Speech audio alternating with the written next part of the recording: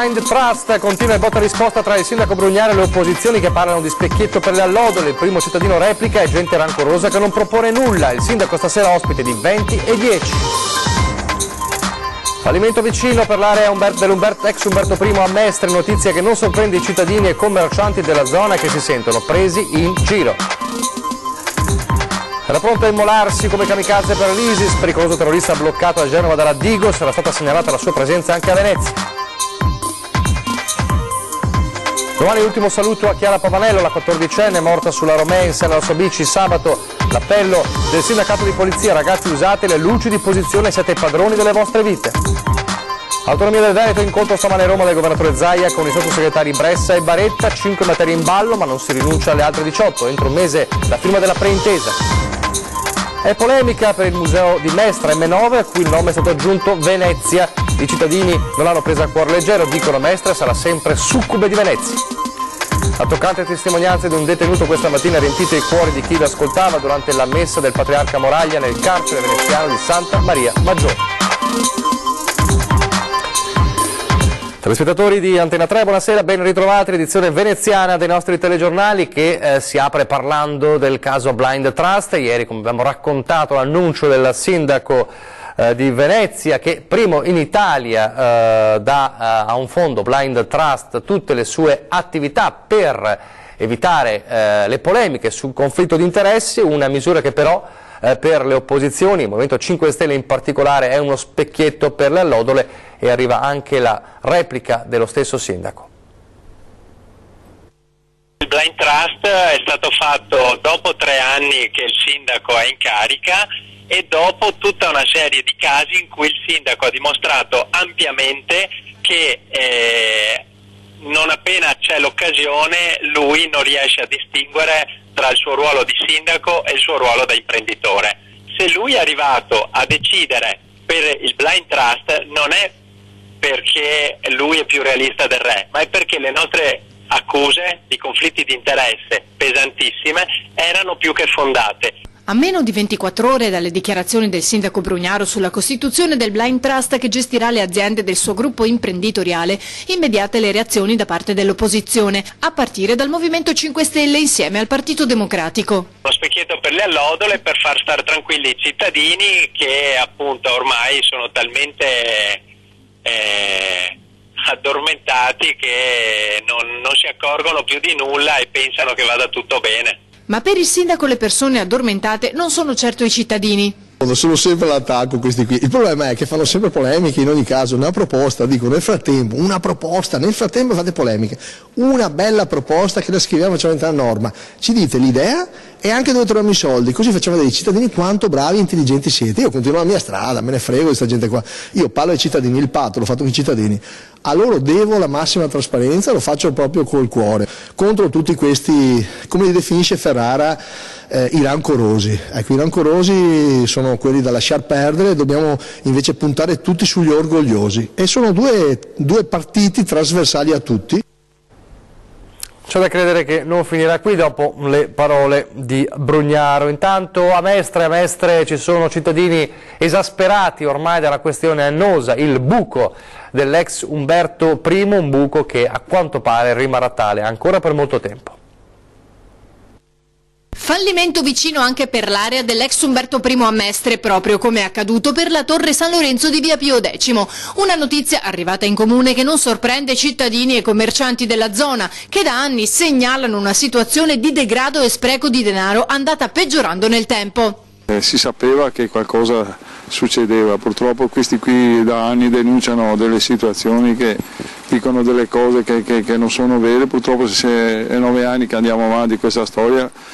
Sicuramente era una balla, è normale che avessero fallito, non hanno mai dato nessun risultato purtroppo e questi non avevano mai avuto niente. Sarebbe da mettere una bomba a chi che ne comanda, che dirige tutta la città, perché purtroppo tutti parla, ma fatti che ne sono ben pochi comunque, come tutte le robe, dai, come capire, purtroppo.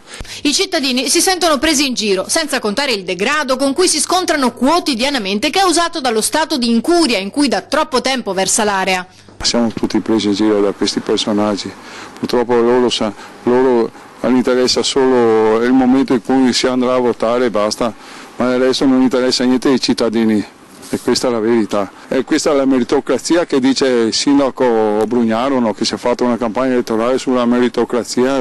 Questa c'è sempre sta una presa in giro, come che fa è il governo che ne prende in giro con i vitalizi, con tutte quelle robe che va a Drio, ricchetti, vedrete, fassette, che interessa solo gli soldi e dai la cittadinanza a chi che viene qua a rompere le scatole e basta, che farà drogare e roba qua dentro, qua, che ne siete tutto di più. Era pronto a immolarsi, aspettava solo le istruzioni per agire. Parliamo di Nabil Benamir, il marocchino di 29 anni, che è stato arrestato dagli agenti ieri della Digos a Genova con l'accusa di appartenere ad organizzazioni terroristiche dello Stato islamico e che era stato segnalato dalla Interpol anche dall'Europol anche a Venezia. Il 29enne istruiva anche gli altri, diciamo, fratelli, chiamiamoli così, dello Stato islamico su come costruire una bomba usando un vecchio telefonino come detonatore. A inizio primavera si stava organizzando per fare il salto di qualità. Era stato appunto segnalato da diverse forze di polizia anche nella città di Venezia. Fortunatamente è stato bloccato dalla Digos a Genova. Domani a Chioggia giornata di dolore ma anche di rabbia per l'addio, i funerali di Chiara Pavanello, la 14enne, ricorderete, morta sabato scorso in sella alla sua bicicletta lungo la Romea. Oggi arriva anche un appello da parte dei sindacati di polizia direttamente ai ragazzi. Domani l'addio alla giovanissima Chiara Pavanello. Alle 15 nella chiesa parrocchiale di Borgo San Giovanni l'intera comunità di Chioggia si ritroverà per l'ultimo saluto alla 14enne che sabato scorso ha perso la vita lungo la Romea dopo essere stata tamponata da un'auto mentre si trovava in sella alla sua bici elettrica assieme ad un'amica. Ma oggi drammaticamente, nonostante i tanti appelli ai ragazzi a non viaggiare in coppia, a luci spente, specie di notte, mentre si è in sella alla bici, il sindacato di polizia torna con un accorato messaggio salvavita. Veramente mi rivolgo ai tanti giovani che conoscevano Chiara. Siate veramente padroni del vostro futuro, ma accendete quelle luci. La vera sfida è circolare sulle nostre strade rispettando il codice della strada. A meno di una settimana di distanza dalla drammatica morte di Chiara, la polizia continua a vedere lungo le strade di Chioggia e zone limitrofe ancora tanti, troppi ragazzini viaggiare in sella alla bici a luci spente. Vi prego, pensate alle vostre vite e a quelle di chi vi ama, prosegue Armelau, rivolgendosi anche alle famiglie dei ragazzi. Ci rivolgiamo anche ai genitori di questi giovani. Perdete 2 minuti del vostro tempo e accompagnateli dove vogliono andare, specialmente se devono percorrere strade pericolose come la Romea. I carabinieri di Magnace in Sicilia hanno denunciato 3 uomini di Venezia di 56, 52 e 40 anni per sostituzione di persone e associazione a delinquere finalizzata alla truffa. I 3, secondo l'accusa, hanno attirato il rivenditore di auto con un annuncio pubblicato su un sito, fatto peraltro a nome di una terza persona completamente ignara, dove proponevano la vendita, dopo risultata poi fittizia, di una Volkswagen Tiguan. Utilizzando falsi indirizzi email e documentazione acquisita in rete, inducevano in errore il commerciante facendosi accreditare su un conto corrente aperto online 12.000 euro per poi sparire assieme ai soldi. A Roma adesso per vedere a che punto è la trattativa dell'autonomia, oggi il vertice Zaia-Bressa. L'incontro è stato positivo, sottosegretario Bressa e Barretta, e direi che è un incontro che va nella direzione sperata. Abbiamo parlato ovviamente del futuro e di questa preintesa o intesa che dir si voglia che vogliamo firmare. Così il governatore Luca Zaia al termine dell'incontro sull'autonomia che si è tenuto a Roma con i sottosegretari agli affari regionali Gian Claudio Bressa e all'economia Pierpaolo Baretta. Sono 5 i tavoli aperti su altrettante materie: sanità, lavoro, istruzione, ambiente e rapporti UE, per le quali è iniziata la discussione. Ne mancano altri 18, sottolinea il presidente del Veneto, ma la macchina è partita e questo è l'importante.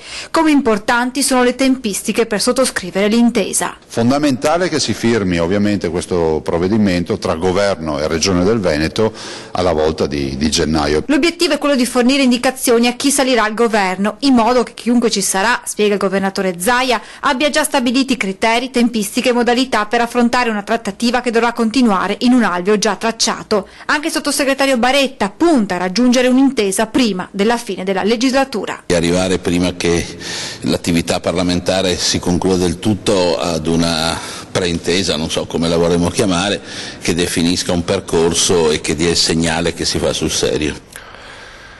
Si fa sul serio anche in Consiglio regionale e allora oggi è stato tracciato il bilancio del 2017 guardando anche a quello che accadrà l'anno prossimo. Con il nuovo anno, a gennaio 2018, dovrebbe trovare compimento il passaggio in regione dei dipendenti delle ex province.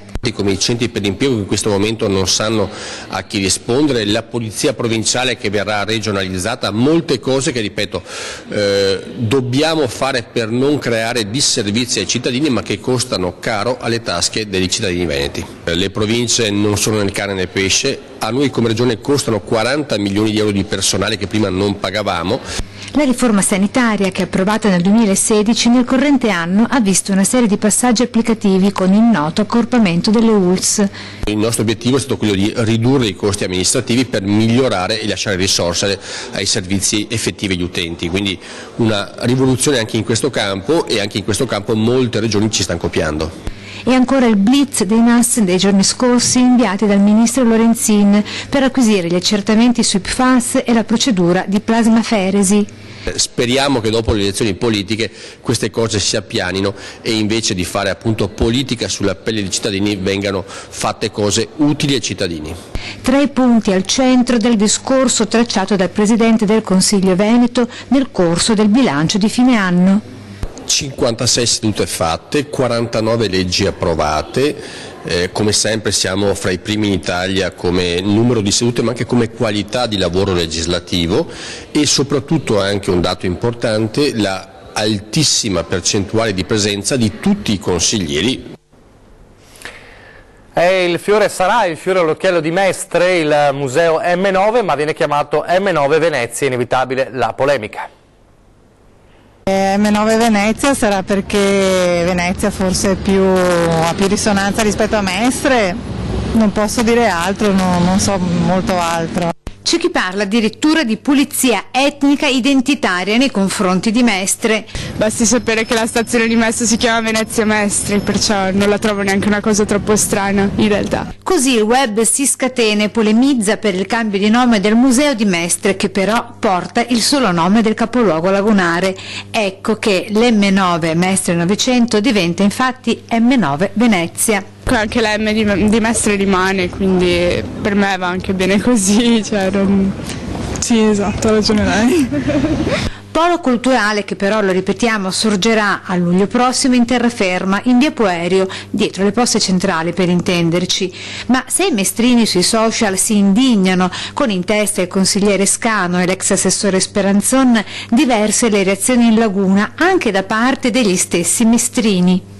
Non sono così campanilista, io sono da terraferma, però lavoro a Venezia e per me Venezia Mestre è Venezia Mestre, poi per comunità chiamiamola Venezia che è il capoluogo e il comune.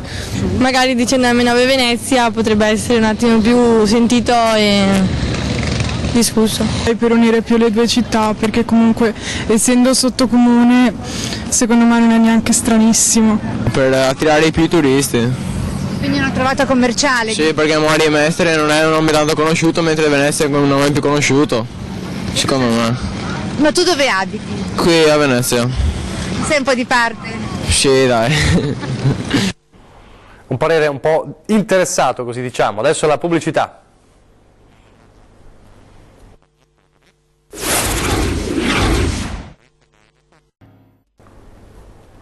Rieccoci in studio, telegiornale di Venezia, con la toccante messa stamane in carcere a Santa Maria Maggiore a Venezia da parte del Patriarca. Credo sia un momento veramente importante, lo diceva anche la direttrice del carcere, che questa è proprio l'occasione durante l'anno dove l'incontro e la presenza del Patriarca dà una spunta in più, uno slancio in più. Come ogni anno, il patriarca Monsignor Francesco Moraglia ha celebrato la messa natalizia per i detenuti nel carcere veneziano di Santa Maria Maggiore, a cui hanno preso parte anche il vicario episcopale, l'assessore alle politiche sociali, la presidente del tribunale e il procuratore aggiunto di Venezia.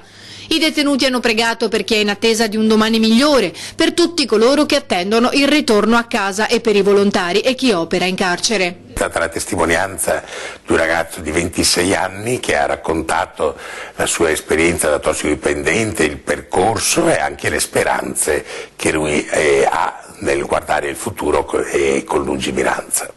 Una testimonianza toccante ma ricca di speranze che ha fatto riflettere chiunque l'abbia ascoltata.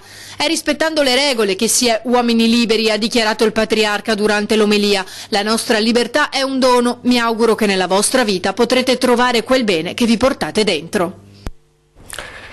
Continua il nostro viaggio tra i presepi del veneziano, i vostri presepi. Stasera vediamo la natività realizzata dalla signora Marcella Vianello di Mestre.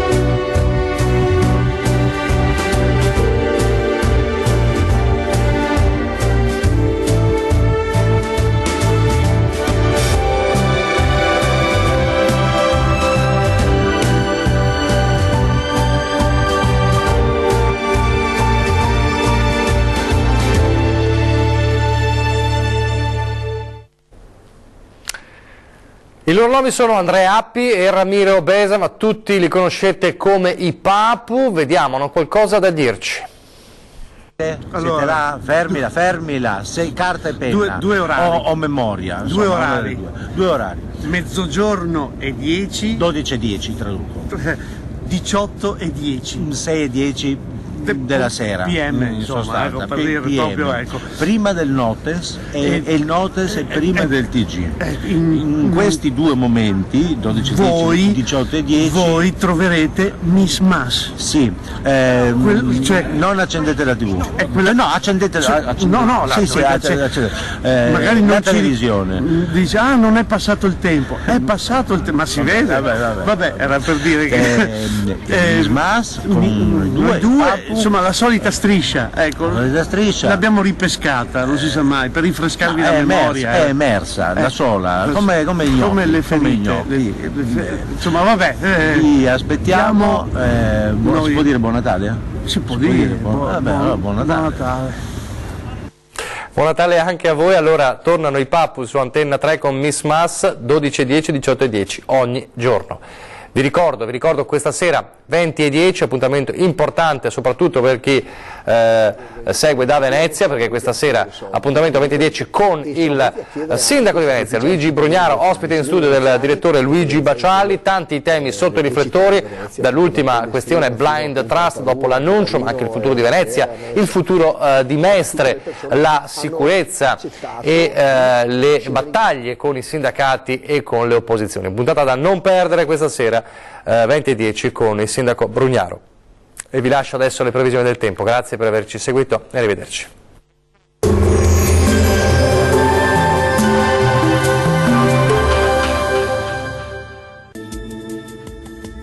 Ben ritrovati al meteo di Antenna 3. Prosegue il bel tempo sulle nostre regioni grazie alla presenza dell'alta pressione. Vediamo insieme nel dettaglio la previsione per il 21 dicembre. Sul Veneto il cielo quest'oggi si presenterà più nuvoloso rispetto ai giorni precedenti, ma non sono attese precipitazioni. Foschie e nebbie mattutine sulle pianure centrali, più spazi soleggiati invece altrove. Il clima risulterà essere piuttosto freddo, con temperature massime non più alte di 5 gradi, valori notturni compresi tra -5 e -1 grado. Che tempo farà sul Friuli Venezia Giulia? L'atmosfera risulterà essere stabile sulla nostra regione, sarà infatti una bella giornata di sole con il cielo che si presenterà sereno o al massimo poco nuvoloso su tutte le province. Vediamo anche in questo caso l'andamento delle temperature, le massime saranno comprese tra 5 e 7 gradi, valori notturni sotto zero ovunque con estese gelate. Concludiamo infine con uno sguardo alla situazione meteorologica del Trentino Alto Adige. Anche qui sarà un'altra giornata all'insegna del bel tempo con il cielo che si presenterà poco o parzialmente nuvoloso su tutto il territorio. Qualche addensamento e locali nevicate anche a bassa quota saranno possibili sui settori alpini di confine. Concludiamo con l'andamento delle temperature, le massime sono attese sui 5 gradi, minime ampiamente sotto zero ovunque. Il mare sarà da calmo a quasi calmo sulle coste, poco mosso al largo. I venti invece saranno moderati, settentrionali, localmente deboli sulla laguna di Venezia. Dal meteo per ora è tutto, arrivederci.